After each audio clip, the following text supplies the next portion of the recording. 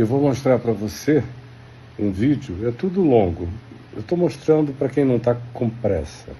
Se você está com pressa, você está no lugar errado, me seguindo, porque eu faço tudo para não passar dos 3 minutos do Reels, mas quando o material demanda que se alongue mais, eu não estou nem aí para sua pressa ou ansiedade. Quem tiver coração, carinho, vontade, desejo de entender e internalizar, fica.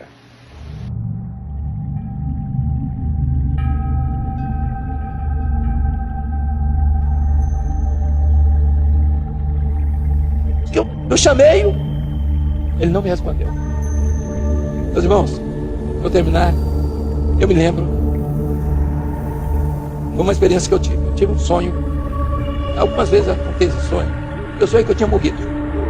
E naquela madrugada eu acordei desesperado, porque eu tinha tido a experiência de morrer, me ver morto. E era um dia, naturalmente, muito movimentado. A rua da minha casa estava movimentada, tinha policial, o trânsito. Eu estava, vou dizer, um morto importante. Até um enterro animado.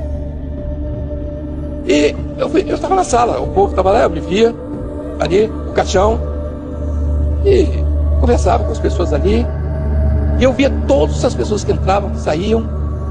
E eu fiz até um pedido: olha, eu quero ser enterrado no cemitério, o cemitério que lá em Vila Vera, não é o nome, não interessa a ninguém vai para lá, então vamos dizer aqui, o interesse precisa dar. E eu queria ir para aquele cemitério. Não, eu entendi que eu assim atendi. Mas à tarde começou a cair. Aí chegou a hora de fechar o caixão, era a hora da partida. Eu comecei a ter uma saudade imensa de tudo. Eu sentia saudade de um carro velho que eu tinha, que às vezes precisava sair empurrado. Eu tinha saudade até dos alunos da faculdade, que eu tinha horror.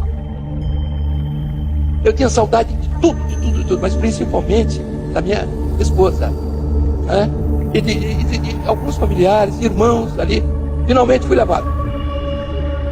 Chegou, a tarde estava caindo, aí colocaram lá no lugar certinho, né? Eu sei que eu me coube muito bem no caixão, estava bem acomodado. E o povo começou a ir embora. E eu fiquei sozinho. E eu caí na realidade. Eu caí num vazio, no escuro, eu não via nada. Para mim, não existia mais nada, acabou tudo. Nenhuma voz, nada, silêncio. Eu tinha horror daquele silêncio. Eu me lembro de um grupo de astronautas russos, foram 4, que foram lançados no espaço, se perderam no espaço. Eles gritavam e diziam assim: que horror, os últimos, né? Que silêncio, que coisa horrível. Nós estamos embora. Eles não voltaram mais. Foram naquela nave, e a nave se desintegrou. Eles disseram: que coisa horrível, que silêncio. E eu tive a sensação daquele silêncio, e o pior, eu tive a noção da eternidade. Você não via nada. E eu dizia assim: e eu estou aqui e nunca mais vou sair daqui. Isso aqui é eterno. Eu tive a noção de que eu estava na eternidade sem Deus. Aí eu comecei a gritar: mas eu morri com Cristo. E quando eu gritava, só eu me ouvia e nada se movia. Eu dizia assim: mas eu morri com Cristo, morreu nada. E eu disse: e agora o negócio é aqui e nunca mais. Outra coisa é desespero, trevas, silêncio. E eu dizia: mas eu morri com Cristo. Ninguém me respondia nada. Eu morri com Deus. O Senhor vai me deixar nisso? Ninguém me respondia nada. Eu acordei desesperado, chorando. E naquela noite eu não consegui dormir mais. Nunca tinha tido experiência com a palavra. A primeira vez que foi ter, quando eu abri a palavra, aquele texto de Jeremias diz assim: levanta-te, clama no princípio das vigílias, derrama as tuas lágrimas como o rio. Olha e vê isso. Pela vida dos teus filhinhos que desfalecem nas entradas das ruas. Eu não entendi nada. Eu não podia lembrar do sonho que era tão real. Eu estava às vezes dirigindo, lembrava, eu começava a chorar, me quebrantar, qualquer hora, qualquer momento, e escondendo aquilo que eu não entendia. Naquilo, que negócio é esse? Que história é essa? O tempo passou, e quando o Senhor me chamou, agora é um complemento, quando o Senhor me chamou para o ministério, de jeito nenhum, não quero nem saber disso, não, de jeito nenhum. Eu tinha parentes lá no ministério e tal, eu tinha horror àquilo. Aí o senhor disse assim, muito bem. Estava aqui no Manaim, uma varanda velha que tinha aqui. Quando foi entregue a visão e a revelação, te quero no ministério. Não, de jeito nenhum. Aí, 24 horas de jejum. 48, quando 72, eu já estava lá muito bom. Aí, o sonho. Tem duas coisas a fazer, ou me entregar, ou ir para o inferno. Aí o senhor me lembrou. Você se lembra daquele dia? É para lá que você vai. Diga, senhor, pronto, estou entregue. Eu queria que o senhor desse o sonho, a pelo menos a uma dúzia aqui. É todo o desejo que eu tenho para vocês.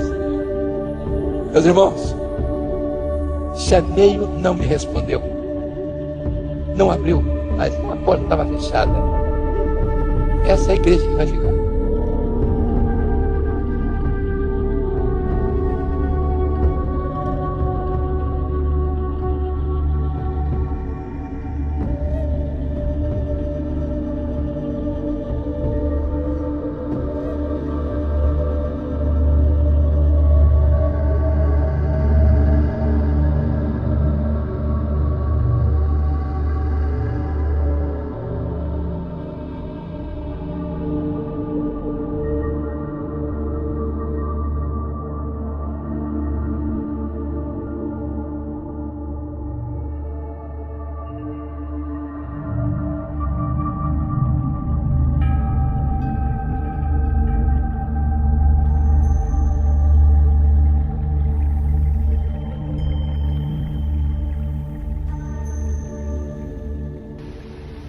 Você viu o sonho narrado pelo Gidelti, que foi presidente muitos anos da igreja Maranata, em Vitória, no Espírito Santo, uma denominação que teve os seus tentáculos pelo Brasil inteiro. Eu os conheci em 1981, no Rio de Janeiro, quando o pastor Alcides, que era de lá, foi frequentar a igreja que eu pastoreava, a Igreja Presbiteriana Betânia, e começou a ir comigo nos eventos que eu ia pregar na Catedral do Rio, e foi ficando muito encantado com a leveza do Evangelho. E aí é uma outra história, longa história. Mas quando eu mudei para Brasília, muitos anos atrás, ou seja, em 2004, e muitos anos depois de ter conhecido a primeira vez o pessoal da Maranata do Espírito Santo, que foi em 1981, então vocês vejam que tem aí 2 grandes intervalos. Quando eu mudei para cá, a Maranata em Brasília estava numa grande crise, e mais de 500 pessoas saíram de lá junto com meu amigo Antônio Fonseca, que muitos de vocês conheceram no Papo de Graça comigo durante vários anos. E mesmo depois que o Braulio chegou, ele continuou durante muito tempo, até que a saúde dele não permitiu mais que ele continuasse. Mas ele está bem, de coração, de alma, de espírito, morando no Nordeste. Foi ele que me mandou esse material que você está vendo aí. É um sonho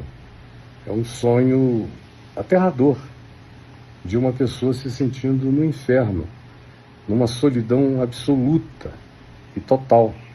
E esse sonho, quem enviou o vídeo para mim, assistiu, estava presente no dia em que ele contou essa história. Ele viu, não foi por terceiros. E o que acontece é que houve coisas horrorosas que foram feitas lá naquela denominação. E eu fui ouvindo, porque desses 500 que saíram de lá aqui em Brasília, todo mundo veio para o caminho da graça. Conclusão, a minha casa era uma fila de atendimento de gente dessa denominação, todo mundo doido, todo mundo pirado, todo mundo alucinado, todo mundo com dissociação cognitiva, todo mundo em estado paranoico extremo, em transtornos de ansiedade insuportável, todo mundo doente, todo mundo com medo, tudo era demônio, tudo era diabo. Eles saíram porque não aguentavam mais, mas saíram apavorados. E teve gente que 5 anos depois ainda tinha que vir aqui comigo, porque de vez em quando tinha uma crise de que ia ser possuído por algum demônio. Tamanha era a ênfase em demônio, diabo, juízo de Deus, afastamento de Deus, e todas essas coisas que não tem mente humana saudável que suporte. Agora, esse senhor me processou 2 vezes Porque aqui, no Papo de Graça, eu disse que aquele lugar era uma casa mal assombrada e que eu atendia os assombrados aqui, às dezenas na minha casa. Aí ele me processou, pegou um dos melhores criminalistas do Brasil para advogarem a causa. Eles só não sabiam é que quando nós chegamos lá, eu fui a juízo com um advogado amigo meu. Quando eu cheguei lá, esse advogado, que é um dos maiores criminalistas do Brasil, eles não sabiam que é um grande amigo meu, que gosta demais de mim. Então, quando eles entraram juntos na sala da audiência, que o meu amigo criminalista, que advogava para eles, me viu, falou: meu reverendo amado, veio andando, me abraçou, me beijou, e eu a ele, ficamos conversando. Ele falou: isso aqui é patético, é ridículo, eu já disse a eles para retirarem esse negócio e tal. Conclusão, não deu em nada, nada, absolutamente nada.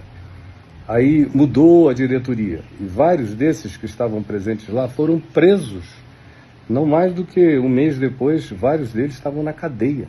Aí mudaram a diretoria e resolveram refazer o processo contra mim. Vieram de novo com o mesmo amigo criminalista, foi outra sessão de beijos e abraços entre mim e o Cacai, que muita gente conhece como advogado criminalista no Brasil. Nós somos amigos. Outra vez não deu em nada. Aí pronto, acabou. Eles viram que aquilo não tinha fundamento. E ele continuou. E eu também recebi umas fotos que ele postou numa rede social, conversando com Jesus. Embora ele tenha carregado essa angústia de medo da morte e do inferno a vida toda, mas ele postou uma construção em IA, onde ele conversaria com Jesus.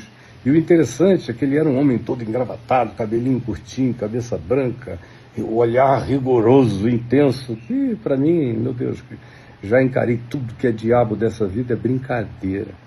E aí, de mim, ele não viu alteração nenhuma, nem coisa alguma. Mas voltando a IA, que ele mandou produzir dele mesmo, ele conversando com Jesus, ele deixou o cabelo dele grande, assim como o meu. Eu vou até pedir para fazer um insert disso aí, para você ver como o imaginário das pessoas muda quando se trata de ficar cara a cara com Jesus. Elas querem ficar simples. Mas quando se trata de representar a igreja, instituição, poder, dinheiro, autoridade, hierarquias ditatoriais, eles se tornam esses monstros horrorosos com medo de ir para o inferno.